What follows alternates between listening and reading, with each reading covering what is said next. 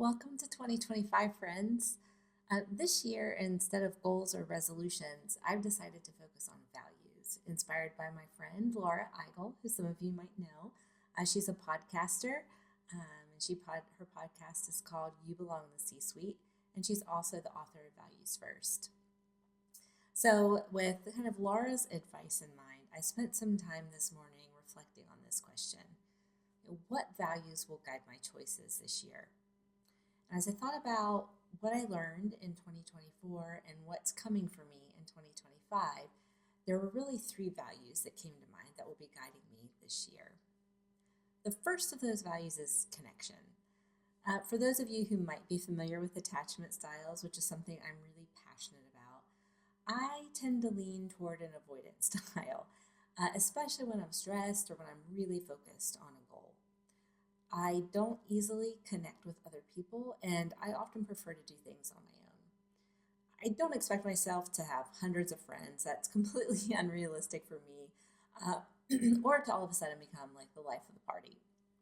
But I do really crave deeper connections in my life with those who are close to me, especially as I grow older. So this year, I really want to be mindful of how I can honor and build connection with both others and then also myself as well. The second value that I thought about this morning was meaningfulness.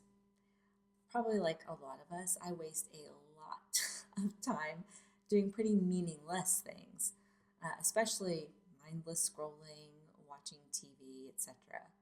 And these activities honestly don't bring a whole lot of value to my life, and I recognize that. I also recognize that it's unrealistic for every single moment in your life to be meaningful, but I want to ask myself, what things can I set aside to create space for meaning and value?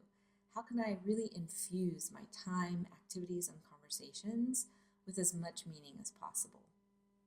And then the third big value for me this year is going to be courage. If I'm going to fully pursue some pretty big goals that I have for myself, I need to do scary things and I need to be vulnerable. For example, I have always disliked seeing and hearing myself on video, but here I am. So I guess this is my first big act of courage for 2025. I know and recognize that I really need to put myself out there more to allow people to get to know me and to not expect perfection as I do things that are uncomfortable for me and as I become more comfortable with speaking and not always being entirely perfect and scripted with what it is that I do. So I'm really excited and a little anxious to embrace this year, upcoming year, guided by these values as I continue to work on writing a more secure attachment story for myself, which I really do believe is a lifelong process, a story that's characterized by connection, meaning, and courage. So what values will guide your choices this year?